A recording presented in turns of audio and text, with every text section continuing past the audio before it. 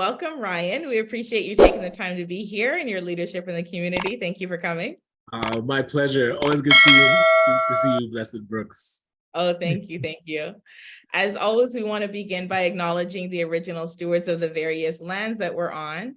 We also want to acknowledge our ancestors and those who toiled without compassion or compensation, as well as our elders and community stewards whose shoulders that we continue to stand on as we share together for our collective liberation and sovereignty. So again, thank you so much for taking the time to be here. Can you start off by letting our viewers know who you are and the origins of the work that you do?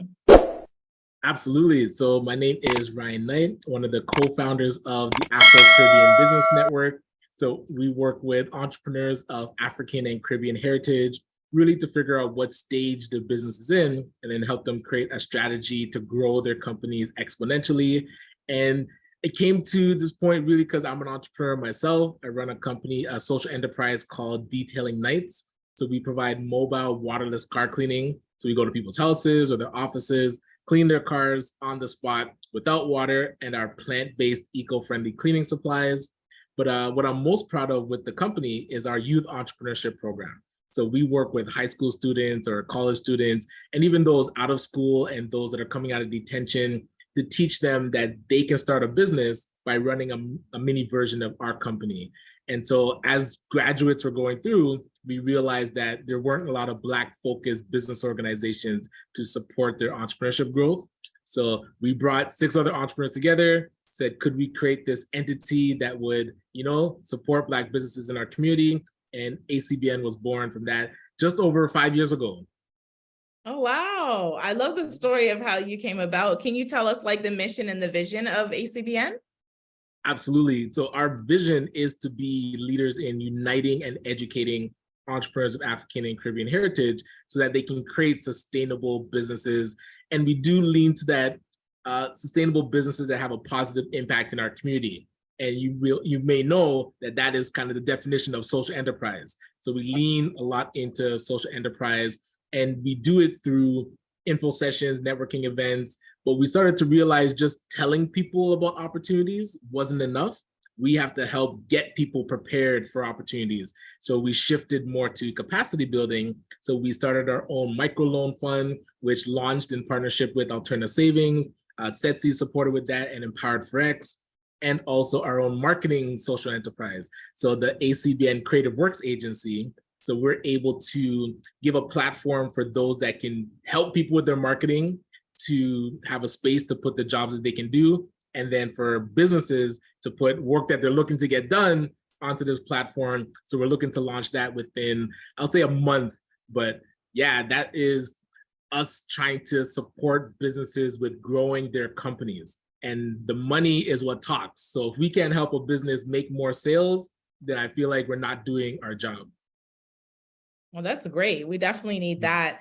Now, you talked about waterless car washing, and all of the work you're doing with supporting the youth in entrepreneurship. So how important is innovation in your work, and like, how are you guys really taking that on? Yeah, a big thing that I noticed that we don't do a lot of is research and development. So innovation comes from being able to give yourself space to research and develop new things. So a lot of times we're always busy just doing the work. So that's where, even when I first encountered like the waterless car wash, it took me time to sit back and analyze it, see if it worked. And that's what we do all the time now. So we started developing our own products. So we have the waterless wash, we have the plant-based all-purpose cleaner, the carpet cleaner, we have the tire shine glass cleaner, and all that comes from time to do R&D. So innovation for me, when we talk to other entrepreneurs, it's really educating them on how to take a step out of the everyday operations and start to look at strategy and how to create more innovative things, but it all comes from strategy. And so if we don't have time to strategize, a lot of times we can't make innovative stuff. And I mean, sometimes ad hoc things come together, there's a need, you kind of juju 2 things together and you create something new. But if we're purposeful about it, I feel like we can create more new things that can solve more of our problems. Right, absolutely. So what inspires you most about the work that you do now? Whoa, that's a good question. It's interesting because I think about it a lot, but what really inspires me is so one, I'll start simple. So when I still love seeing clean cars. So that wow that a client gets after we clean their car inspires me. And then also hearing success stories from entrepreneurs that we work with. For example, we'll do a grant info session to say like, hey, this grant exists. And we did that in partnership with Setsi with the investment readiness program. So now people will come to our session, had no idea about it, learn about it, apply for it, and get tens of thousands of dollars. That, I mean, if that doesn't fuel whatever it is that you're trying to do in life, just seeing people get resources to execute the great work that they're already doing, that truly drives me. And the more success stories that we can have for that, because it's great for us as an organization. Hey, we've gotten grants. The detailing company, because of social enterprise, it's gotten grants. But seeing others thrive, that's, I feel like, what really fuels me. Yeah, I think that one takes the cake even over a clean car, even over the Right? reality Yeah, I'm of a telling clean you, you car. get enough clean cars with that. I think, yeah, for someone like you said, like to come in not knowing about it, learning about it, being brave and courageous enough to apply for it, and then to get the funding, and then to be able to see the work that they do with it. Yeah, that's definitely priceless. So that's, like you said, a motivator for what you do. So thank you for sharing that. Oh, my If pleasure. we switch gears a little bit and talk about some of the challenges or barriers that you face in your work and how you're overcoming them. Yeah, it's twofold because there's external and then there's internal. And I'll start with the external because it's easy to talk about others and what they're not doing. But being able to build relationships with the right partners. And so that includes government, that includes other organizations, that includes even just my team and my board, and really stepping into that advocacy role where you know what you're trying to execute. And now being able to navigate and understand, okay, how do you engage with government in the right way? 3 different levels of government, all 3 levels have different kind of modes of communication. So, and that's something that I really appreciate Brother Victor Beausoleil, for those that don't know, one of the leaders at Setsi, being able to coach me to understand how to engage with government. And that kind of advocacy piece, a lot more of us in the Black community need to learn and understand it, because everything that happens around us, it flows through government. Like government is a treasury that that coordinates how funds are used. So if we don't understand how money is flowing around us, it's very difficult to position ourselves in front of that flow of money. And even if it's not trying to get money for what you're trying to do, but just to understand how the world works and how the system works, we can't leave this just up to chance and kind of have a blind eye to it. We should be engaged. And that's where like the civic engagement comes into mind. And a lot of times, I know I don't remember in school it coming up until in high school, there was a trip to Parliament Hill and they said, hey, we're gonna go pretend to be politicians and you can pick your party. So that was the only engagement I had with understanding politics. So I feel doing more of that. So that's external, but now internal, stepping into leadership roles and having that imposter syndrome and feeling like, who am I to be on certain panels with really established people? Who am I to step into being a leader of like the Black entrepreneurship ecosystem, where Acbn was tapped on the shoulder to convene the conference of all the organizations that got funded through the Black entrepreneurship program. And so now being in a meeting or trying to pull people into a meeting and say like, we want to make sure that we're all working together. It's like, well, who are you that has now been deemed the leader of all of us? Like those are the things that are running through my mind. But then you realize if it's not designed into the program, us to collaborate, we have to be the ones to design it so that it doesn't get lost. And to me, the win is the ecosystem. The win is the collaboration. It's not our individual programs getting funded. It's now us leveraging our partnerships together, 1, to get additional funding, and 2, to make sure that our programs all are amplified and get the support and the outcomes that we're looking for. So internally, I'm always working on making sure that I don't talk myself out of leadership roles because I feel I'm inadequate, and just coming with my true self. Whoever that inspires, let it inspire them. And whoever I piss off, let it piss off them. And as long as the work gets done, I feel like if we all have the same mission, as long as that gets executed, whoever I ruffle feathers with, I'm sure eventually I'll get grace. But yes. I think that's going to be your takeaway. I think that's going to be your preview. Yes, right. Whatever feathers I ruffle, as long as the mission gets done, that's all that matters. Right? I love it. I love it. I appreciate that. Yes. And you know what? You're lucky that you even went to Parliament Hill and was even exposed, because like we didn't get that in my high school.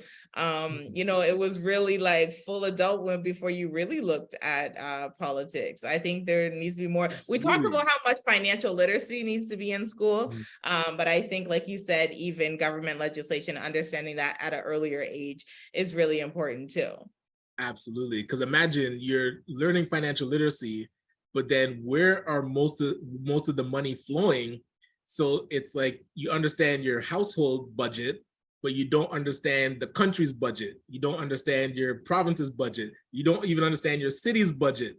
So all that money that's being spent. We won't even get into people being tied to parties that they really don't support anymore. We won't even get into that conversation. That's because we have to look at outcomes. It's like, are we getting the outcomes that we signed up for? If not, we have to hear all options and make sure that it's serving us. Absolutely. Absolutely. Is it serving you? So I love that. I love that you're so committed to your mission that you're willing to rustle a few feathers. I really appreciate that. Do you have a set key priorities that you're working on right now? Yeah, you know, right now, Acbn is really shifting to, as I said, making sure that entrepreneurs have the ability to increase their sales. So that includes us starting our own marketplace. So a place where entrepreneurs can sell their products and us as an organization can help them with their sales. That is going to lead into a physical store. So we're working on a broader Acbn marketplace that will have stores around Ontario and hopefully around Canada, and hey, possibly overseas onto the continent as well. But then beyond that, it's having expanding our microloan. So we have the microloan in partnership with Alterna Savings. We've had input or donations from Inspirit Foundation. So now expanding and reaching out to other foundations and other types of funding to be able to improve the microloan, because I find that a lot of Black entrepreneur programs right now, when people get declined from the bank that has a Black entrepreneurship program, they have to land somewhere. And right now they're landing into just limbo where it's like, sorry, your business plan or your credit score is not good enough, your cash flow doesn't make sense, and then you're kind of sent off to go fix it. We as an ecosystem have to support that entrepreneur, one, with the microloan fund so that they can get some dollars to do what they're trying to do, and then two, with the information to improve the cash flow projections, business plan, and their credit score as well. So really leaning into that work. So one, getting people capital, and two, making sure that they get or support with improving their sales. Absolutely. Yeah. Like you said, they're left to limbo if they, you know, they don't qualify at the bank. So definitely appreciate that you're picking those up that are left in limbo and helping them out. And then I guess at the higher level, being able to work on now coordinating the ecosystems that of different themes of the Black community. So we started talking about the Canadian Black Empowerment Think Tank. So looking at how do we bring the best minds of the Black community from across Canada to now work on all the different themes, whether it's housing, justice, social, education, health, not just economics that Acbn is talking about, but then as we collect all of that data, how do we now decolonize it? So being part of the Decolonizing Data Institute so that we can own the narrative that the data tells us. A lot of times other people are getting data about us and using it for their benefit, and then trying to support us and serve us when they're not us. So if we can understand more about what we're going through, get the data, and then use that data to now make better decisions, I feel we're going to be able to solve a lot of our own problems a lot easier. I really appreciate that. I know you're talking about the current situation, but how do you feel about the future of impact investing and social finance in Canada? This is where I feel like it's trending in the right direction. It's now to make sure that if we're on the right track, stay there, but we only can do that through analysis. If something is being given to us and we can't take the time to analyze it, see if it's working for us, we can be on any track and go in the wrong direction. And that's something that happened with Acbn. We did one of the first Black labor market assessments, and the data that we found from it allowed us to now realize the programming that we were doing wasn't serving entrepreneurs in the best way. We had to pause and analyze the data and then make better decisions, better programs.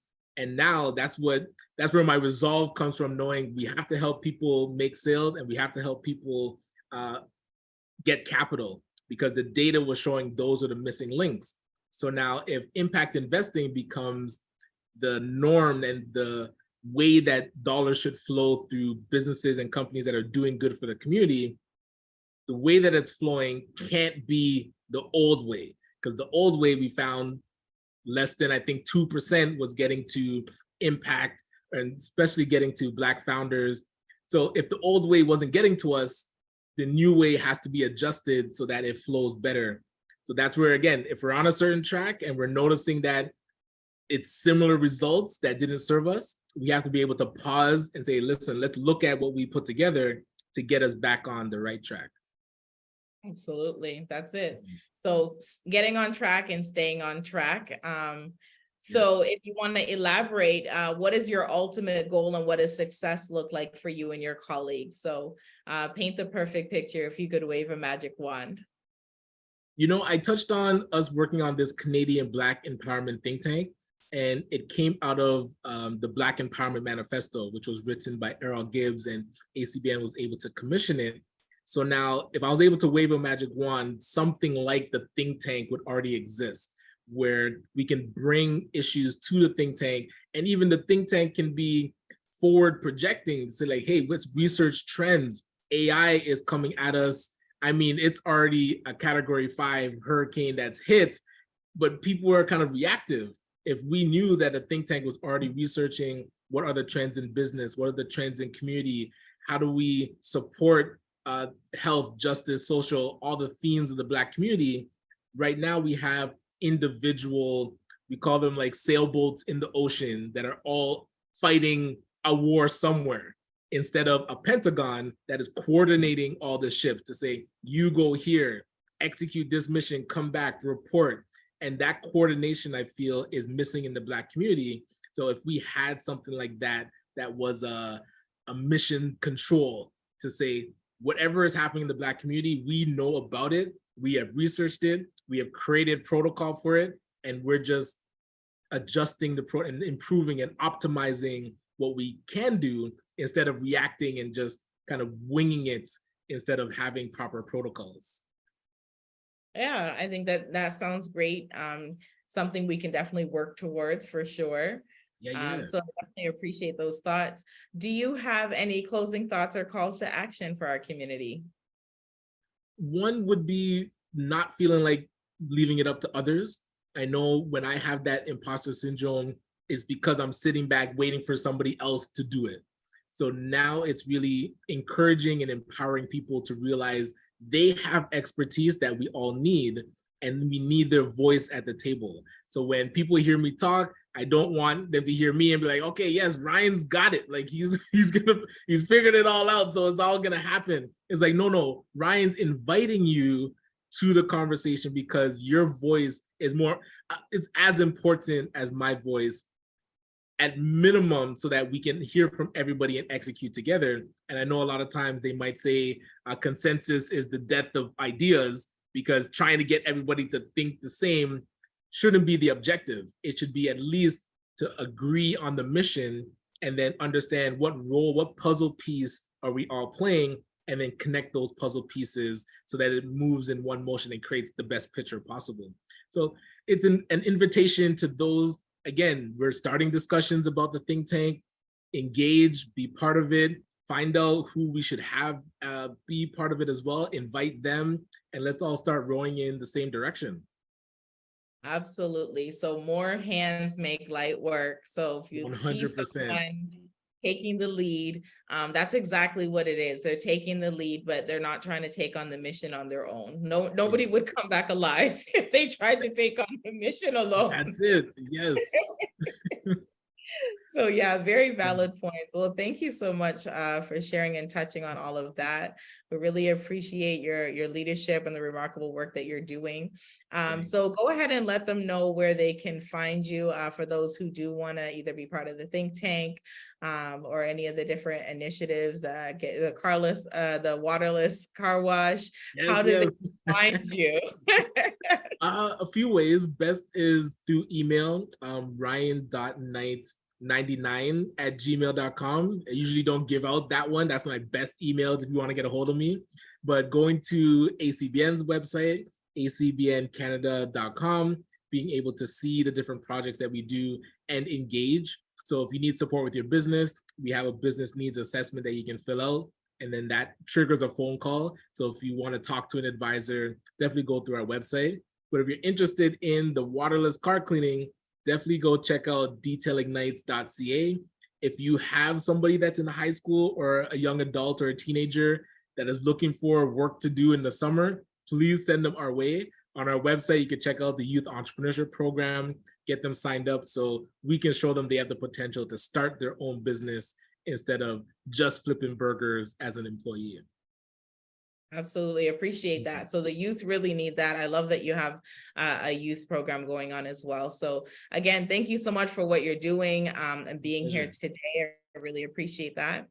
And we're just going to close the way that we began by acknowledging the original stewards of the various lands that we're on, as well as our ancestors, those who toiled without compassion or compensation, and our elders and community stewards whose shoulders that we continue to stand on as we build and learn together for our collective liberation. Thank you once again, Ryan. And thank you. Appreciate it. All right, until next time.